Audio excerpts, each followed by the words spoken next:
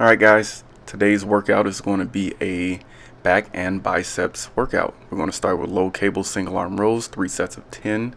What we want to do is we want to pick up that cable handle, take a step back, and we're going to bend over at the waist, extending the hips back. We're going to let that cable run forward, stretch those lats out, stretch out those rear delts, and we're going to pull that cable. We're going to pull the elbow low, trace the hips and behind the back. As you can see, that elbow gets high behind the back but along the hips. Another thing I want us to focus on is foot placement. On the first set of 10 reps, you can see my feet were parallel to one another.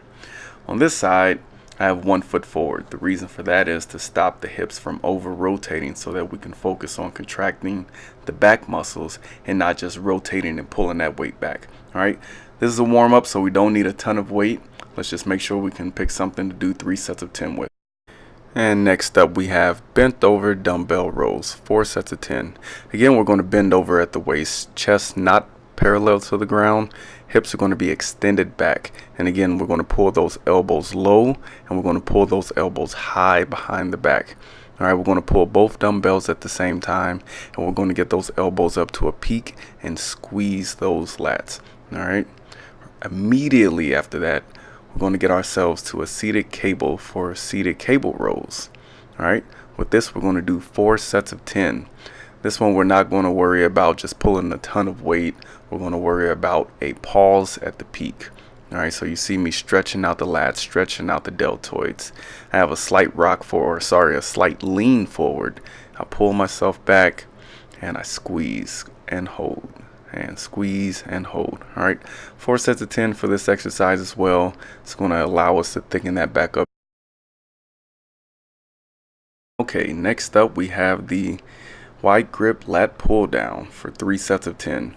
So if you take a seat on the bench and extend your arms up to the bar, extend your arms outward until the thumb is just past the shoulder. That should be a good indication of where the grip should be for the wide grip pull down. With this, we want to allow the elbows to almost lock out or completely lock out. Both is completely fine.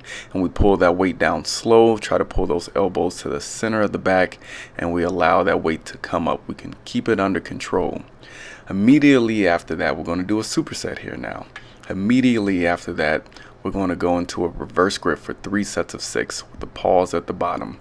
We're going to take about 2 to 3 seconds to return that weight back up to the top.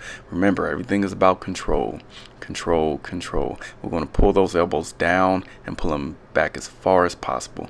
Try not to rock back with this one. We want to stay upright so that we can target those lower lats or the lower portion of the lats. And again, we're moving on to our last back exercise. It's going to be a seated cable lat pull down for 3 sets of 12. And with this one, we should be able to extend those elbows a little bit further down towards the hips and also a little bit further behind the back. All right, because we can pull that rope apart and essentially pull where the rope attaches to the cable to the center of our body, it should allow us to pull further back behind the body. Again, with these, we want to pause about a 1/2 of a second to 1 second at the bottom and then control that weight up. Alright, immediately after that, we're going to start on our biceps. Standing cable bicep curls for 3 sets of 12. With this, we don't want to get out of control with the weight. We also don't want to get out of control with the movement. We want to be tight up on the cable and want to fix our elbow in a 90-degree position. There will be a little deviation, but it shouldn't be anything great. We shouldn't be rocking back and we shouldn't be pulling our chest down to our arms. We're going to pull our forearms all the way up to our biceps. We want those two to make as much contact as possible and lower that weight down. And continuing on with biceps, we're going to move on to the standing barbell curl complex. Alright, things are going to get a little tough with this one, but not impossible. I don't think I need to re-coach you on how to do the bicep curl. Just remember to bring those forearms up to the biceps to make as much contact as possible and keep those elbows fixed. Alright, we're going to do 3 sets, 5 reps at each barbell. Alright, soon as we're done with one, we're moving on to the other. No rest in between. 5 reps at each station. Control that weight on the way down. I set it up as such because I had the room and the space to do so. If you don't have the room or the space to do so, or the equipment, meaning that you have to load and unload weights, just try to do it as quickly and as efficiently as possible so that we have minimal rest in between each set.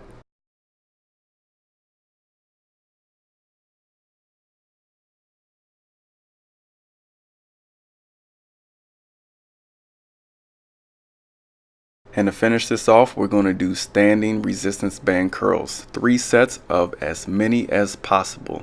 All right, same principles apply as with the barbell curls. The only difference is foot placement. Just remember, the wider you stand, the more resistance you're going to have. The closer you stand, the less resistance you're going to have. All right, we're going to burn these biceps out. Remember, as many as possible immediately after the last set of those barbell curls.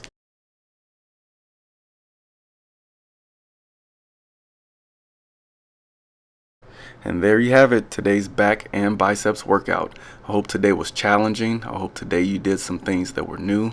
Go ahead and pause the video now so that you can take down the notes of what you need to do so when you get to the gym, you can get after it. All right, see you all on the next training video.